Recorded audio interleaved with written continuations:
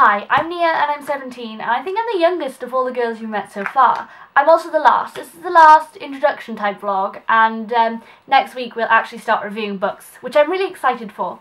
So I chose to choose kind of top three books, but it was really hard. I first started filming these with around 5 books and they were lasting a bit too long. It was 10 minutes and I think 10 minutes is a bit much. 7's fine, but 10 minutes is it's a bit too long, and I couldn't watch it all, so if I can't watch it, then who will? So I'm going to talk about my 3 kind of favourite books. I didn't choose them because they're my favourite books right now, but they're because they've either stuck with me for a really long time, or they're books that I feel really passionately about, or really love, or have read 1,000 times. They're just beautiful books all around. So the first one I'm going to talk about is Looking for Alaska by John Green, and I've got the English cover, which I'm a bit gutted about. I kind of prefer the other cover, but this one's quite sweet. And it's about a boy called Miles who moves away to boarding school, and there he meets people like the Colonel and Alaska, obviously looking for Alaska, and it's a wonderful book. It's a fantastic young adult book because it doesn't feel like a young adult book, but it still contains that little bit of immaturity I think you need to make a good young adult book. It contains the pranks and them being teenagers, but it also contains them behaving like adults, and I think that's also really, really important. And it's a wonderful, wonderful story. There's bits where you're laughing and you're crying, and it's just fantastic. And John Green really knows young adult literature. I've read all his books and they are all fantastic, and I would recommend Looking for Alaska to absolutely anyone.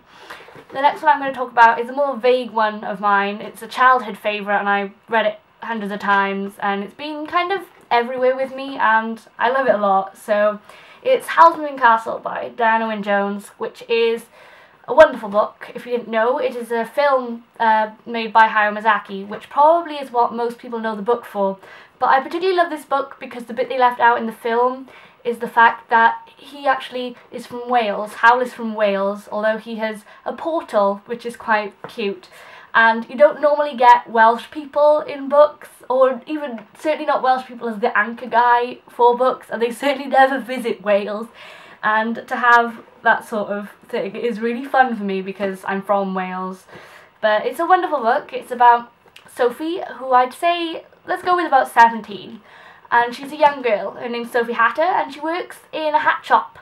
And Howl notices her while she's out, and he helps her, and in exchange, Sophie goes back to the hat shop, and in the middle of the night when she's closing the shop, she gets attacked by the Witch of the Waste, who turns her into an 80-year-old woman because she doesn't really want Howl to give attention to anyone else, and she's trying to send a message to him. And it's a really wonderful book because Sophie, who in the beginning you think, oh god, she's really very plain Jane, dressed in grey, and she describes herself as mousy and things like that. And I normally don't like a girl like that, but once you get into the bit where she turns into the 80-year-old woman, she becomes this completely different person. She becomes this fiery 80-year-old woman who climbs a mountain to find this wizard to take the curse off her.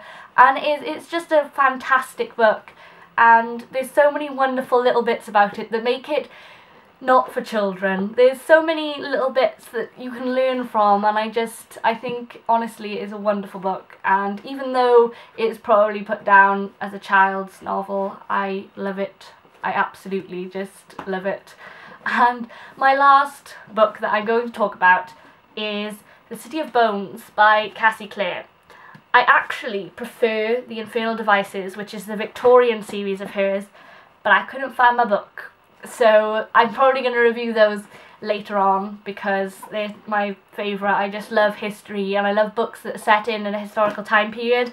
But this was the first one I read, and my book is from Vancouver Airport, and I bought it to come back on the plane with me from Canada, and it's just been with me ever since. It came back with me to Vancouver the next year. It went through the same airport.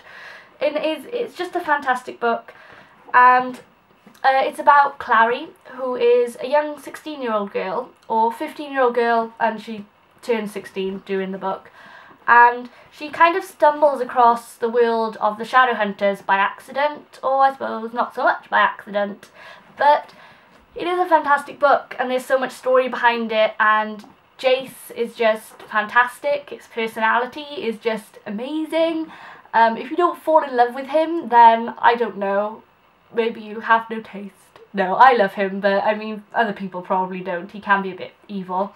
And I love Clary as well. She's such a strong woman and a independent woman, and they're my favourite kind of girls in stories. I think girls should never ever have to be dependent on a man, and Clary really, really isn't. She's willing to do whatever it takes, and she's fantastic.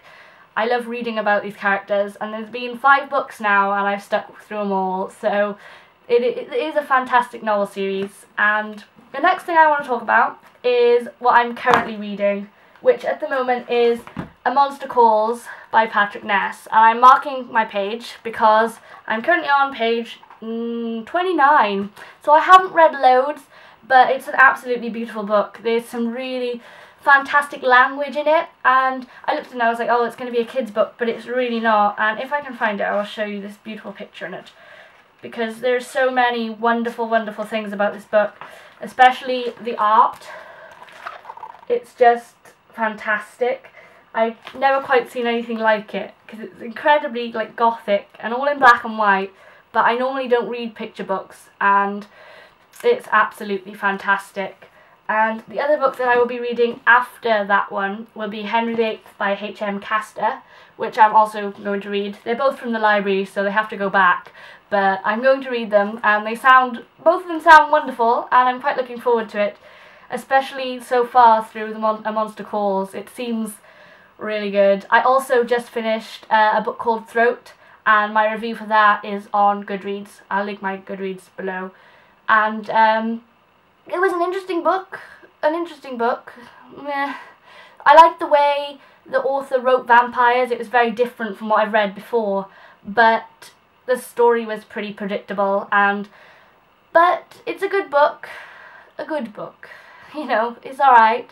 But anyway, I think I'm done for now. I will be next Friday. This Friday coming, I suppose, now. And I look forward to seeing you then. Bye!